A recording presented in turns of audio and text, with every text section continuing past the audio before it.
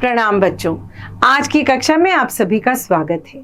बच्चों, हमने संज्ञा शब्दों के बारे में पढ़ा था। आइए आज बात करते हैं पाठ 8 में सर्वनाम शब्दों के बारे में। बच्चों, सर्वनाम शब्द क्या होते हैं? संज्ञा के स्थान पर प्रयुक्त होने वाले शब्दों को सर्वनाम कहते हैं। जैसे मैं, हम, तुम, कौन, क्या, वे, उन्हें, उसका आदि। बच्चों, इन शब्दों में मुख्यतः ध्यान देने योग्य बात यह है कि संज्ञा शब्दों का दोहराना न हो, अतः सर्वनाम शब्द प्रयोग किए जाते हैं। अब सर्वनाम के भेद कितने हैं? पुरुषवाचक, निजवाचक, निश्चयवाचक, अनिश्चयवाचक, संबंधवाचक और प्रश्नवाचक। पुरुषवाचक सर्वनाम पर्सनल प्रोनाउन। अब बच्चों, पुरुषवाचक सर्वनाम जो होते हैं वे बोलने वाले, सुनने वाले या फिर किसी अन्य व्यक्ति के बारे में बात करते हैं। पुरुषवाचक सर्वनाम के 3 भेद होते हैं।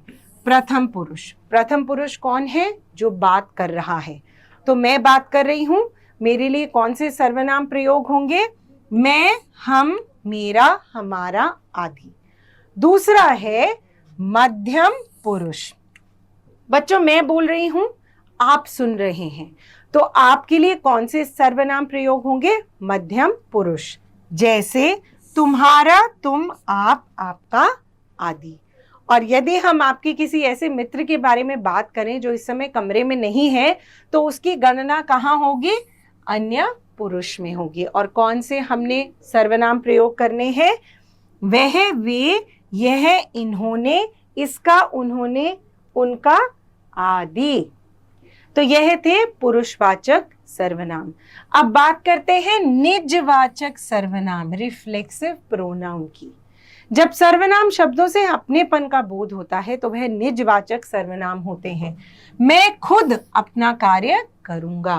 तुम स्वयं लखनऊ जाओ। यहाँ पे खुद और स्वयं जो है वह निजवाचक सर्वनाम है। निश्चयवाचक सर्वनाम। जब यहाँ पर निश्चय से किसी के बारे में बात हो रही हो तो वह सर्वनाम निश्चयवाचक सर्वनाम होते हैं। जैसे हम कह रहे हैं यह मेरा घर है, यह शील्ड और पदक दोनों मेरे हैं। तो यहाँ पर यह शब्द जो है यह एक निश्चित वस्तु या एक निश्चित स्थान, यहाँ पे घर की ओर संकेत कर रहा है। जब यह निश्चित की ओर संकेत न कर किसी भी के बारे में बात कर रहा हो तो वह बन जाता है अनिश्चयवाचक सर्वनाम। उदाहरण देखिए, दाल में कुछ काला है। क्या काला है हमें नहीं पता, कुछ काला है, अनिश्चित है। मुझे कोई पुस्तक प्राप्त नहीं हुई है। यहाँ हमने पुस्तक का नाम नहीं लिया है, हमें निश्चित रूप से नहीं पता कौन सी पुस्तक है, हम कह रहे हैं कोई पुस्तक।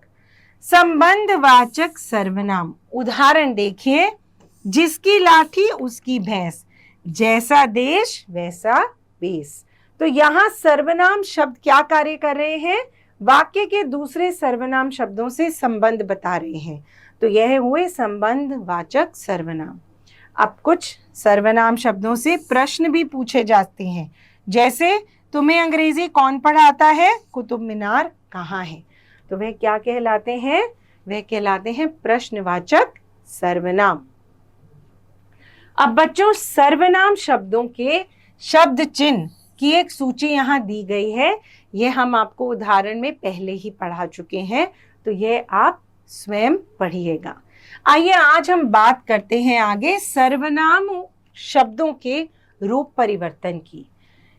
इनका रूप परिवर्तन किस कारण होता है? लिंग के कारण, वचन के कारण और कारक के कारण।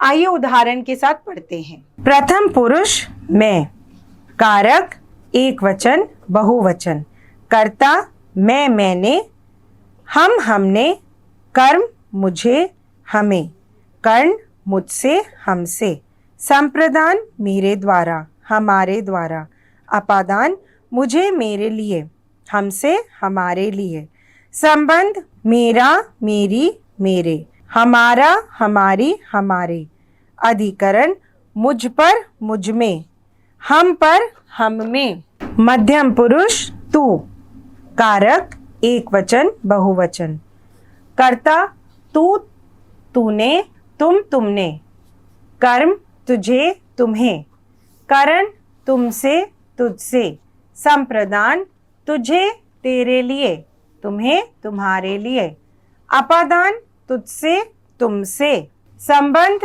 तेरा तेरी तेरे, तुम्हारा तुम्हारे, अधिकरण तुझ में तुझ पर, तुम में तुम पर, अन्य पुरुष वह, कारक एक वचन बहुवचन, कर्ता वह उसने वे उन्होंने, कर्म उसे उसको उन्हें उनको, कर्ण उससे उसके द्वारा उनसे उनके द्वारा, संप्रदान उसे उसके लिए उन्हें उनके लिए, अपादान उससे उनसे, संबंध उसका उसकी उसके, उनका उनकी उनके, अधिकरण उसमें उस पर उनमें, निश्चयवाचक सर्वनाम यह, कारक एक वचन बहुवचन, कर्ता यह उसने ये इन्होंने, कर्म इसे इसको इन्हें, कर्ण इससे इसके द्वारा इनसे इनके द्वारा,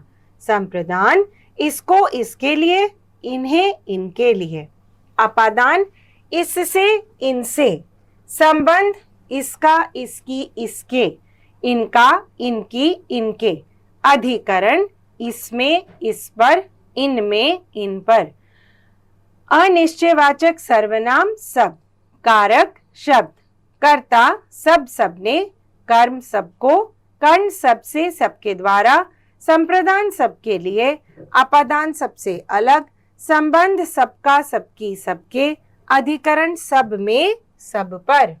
बच्चों, इसी प्रकार आपकी पुस्तक में अनिश्चयवाचक सर्वनाम कोई, संबंधवाचक सर्वनाम जो और प्रश्नवाचक सर्वनाम कौन के रूप दिए गए हैं।